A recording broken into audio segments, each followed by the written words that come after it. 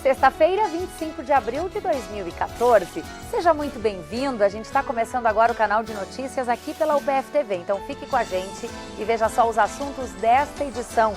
Lançado hoje o vestibular de inverno da UPF. 26 cursos estão sendo oferecidos em diferentes áreas do conhecimento. A nova escola profissionalizante do Senai, que vai ser construída em Passo Fundo.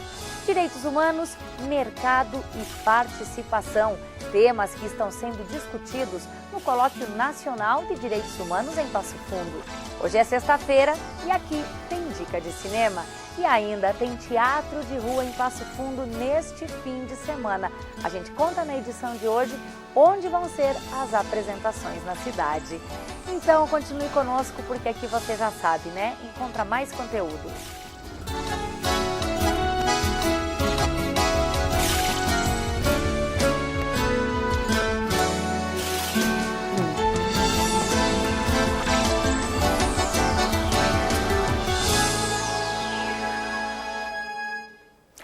Um estudo encomendado pela UPF apontou que a geração que está começando um curso superior está cada vez mais conectada. E a campanha do vestibular de inverno da UPF, lançada hoje pela manhã, foi criada a partir desse contexto. Na Associação de Professores da UPF, um café da manhã foi oferecido a profissionais da imprensa, diretores de campi e cursos da universidade. A reitoria falou aos convidados sobre o potencial da UPF. O conceito 4 do IGC, o Índice Geral de Cursos, que a instituição recebeu em dezembro de 2013 e a colocou como uma das melhores universidades do país. E ainda apontou os avanços da universidade nesses 45 anos de atividades. No ano passado nós tivemos 8.600 candidatos inscritos, quer dizer, foi um número muito expressivo. Nós vimos batendo recorde a cada ano.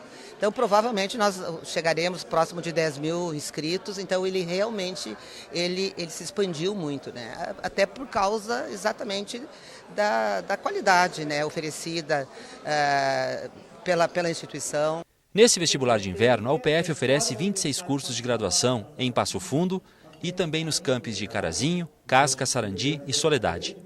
Desta vez antecipado, em razão do calendário dos Jogos da Copa do Mundo. Esperamos novamente realizar um bom vestibular. Estamos disponibilizando aos interessados 1.650 vagas em 26 cursos, de modo que a expectativa é realizarmos novamente um grande vestibular. A UPF oferece, além dos 26 cursos, bolsas de estudo de 50% e 100% através do ProUni, do governo federal. Também está credenciada ao FIES, oferecendo financiamento de até 100% da mensalidade. O Promocred, Programa Municipal de Crédito, é oferecido por prefeituras conveniadas com a universidade. Essas são possibilidades que facilitam e muito a entrada do aluno no universo acadêmico. E o IGC, ele é um indicador que sintetiza num único índice a qualidade dos cursos de graduação e dos cursos de mestrado e doutorado. Então mostra que a nossa instituição realmente é uma instituição que se diferencia pela qualidade, né? Que é o que as pessoas procuram. Garantir que vão fazer um percurso acadêmico numa instituição que lhes garanta uma excelente formação para que eles possam fazer o seu trabalho junto à comunidade, nas diferentes áreas do mercado de trabalho, de forma efetiva para nos ajudar a fazer a diferença e fazer com que essa sociedade seja melhor. A campanha do vestibular de inverno da UPF foi desenvolvida pela área de planejamento da GECOM, em parceria com o Núcleo Experimental de Publicidade e Propaganda da UPF, a NEXPP, e também com o Núcleo Experimental de Jornalismo, o NEXJOR. O VT é pensado em cima depois de criado o mote da campanha, ele é pensado em cima dessa história que a gente gostaria de contar, que é a questão de liberdade para novos pontos de vista, através da semiótica da perspectiva. As imagens mostram essa brincadeira de perspectivas diferentes, parece que você está olhando algumas coisas que na verdade formam outras imagens. Então, é novos pontos de vista, que é o que o estudante deve vir buscar aqui dentro da universidade também.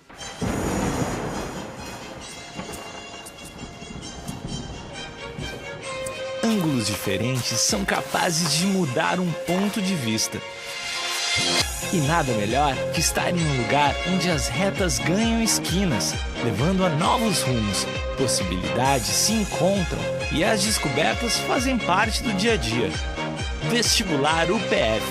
Liberdade para novos pontos de vista. Reforçando, as inscrições vão até 2 de junho pelo site vestibular.upf.br.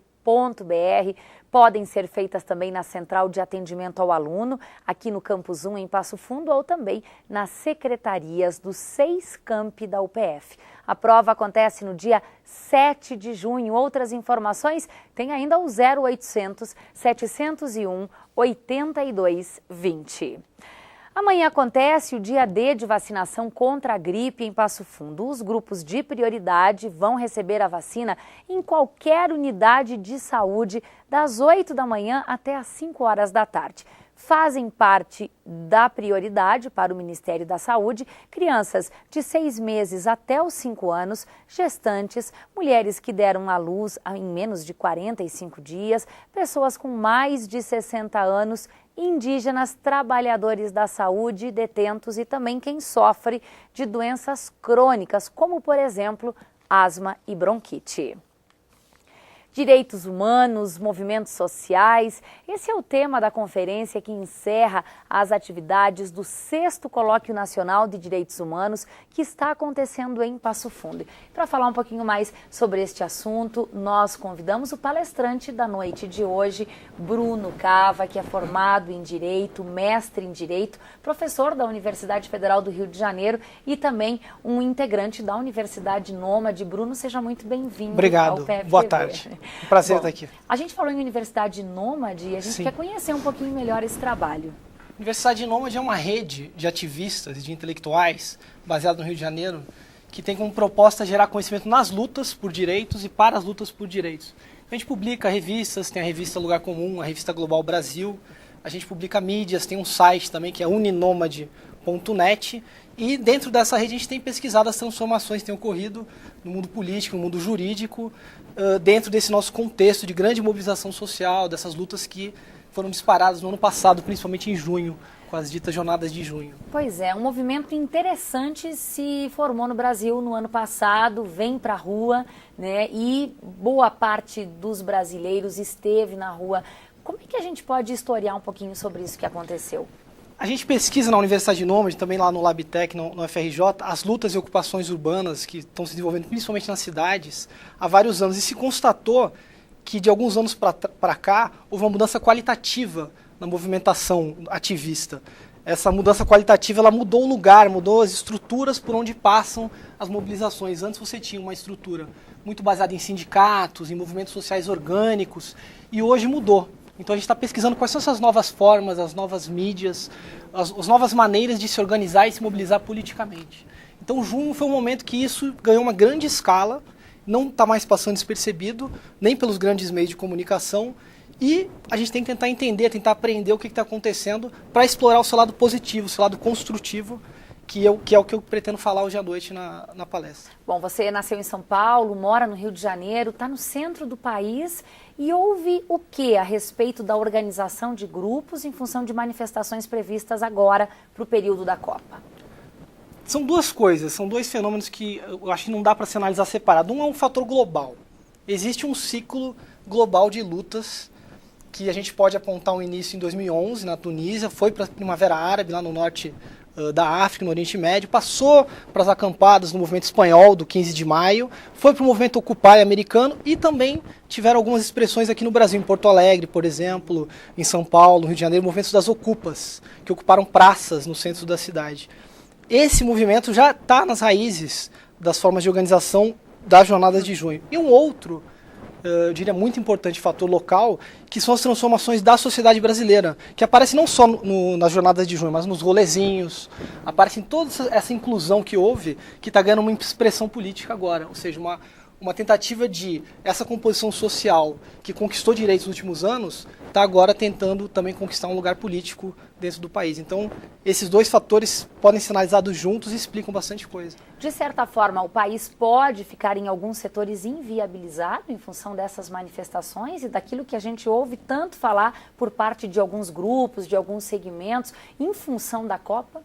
Existe um discurso que acentua muito o lado negativo, que acentua o lado destrutivo, como se fosse um bando de vândalos promovendo quebra-quebra, esse discurso que a gente vê bastante e que de certa forma cola um medo e cola um aspecto niilista, um aspecto, digamos assim, meramente destrutivo nas manifestações. Mas tem um outro lado também. Tem um lado que é o lado da conscientização, que é o lado da organização, de formas novas de você gerar mídia, novos discursos que estão sendo gerados. Isso traz um ganho qualitativo político, traz um ganho qualitativo jurídico, ou seja, em termos de discussão de direitos, de como você produz os direitos na sociedade. Então, na verdade, o Brasil só tem a ganhar nesse processo das manifestações. Inclusive, dando um caráter à Copa também, social, de você discutir questões sociais na Copa, você não ficar meramente na questão esportiva, você poder discutir o Brasil, discutir a saúde, discutir a educação, a segurança, o modelo de segurança pública, o modelo de ordenação do território, tudo isso é uma oportunidade grande para a gente poder ter destaque e visibilidade. Eu acho importante também. Felizmente, 2014, além de Copa do Mundo, tem eleições. O momento certo do brasileiro expressar a sua opinião. E aí também se espera grandes movimentos sociais para esse período? Sem dúvida. Eleições é um momento em que você ganha um destaque no cenário nacional de debate muito grande. Agora, nenhuma força eleitoral, na leitura pelo menos que eu faço, conseguiu capitalizar a força das manifestações. Ou seja, todas as instâncias que surgiam de organização, de produção de mídia, de agenciamentos no nível das bases sociais, nenhum dos candidatos, nenhuma das campanhas até agora conseguiu, seja entender, seja capitalizar eleitoralmente. Então acho que está em aberto ainda essa questão.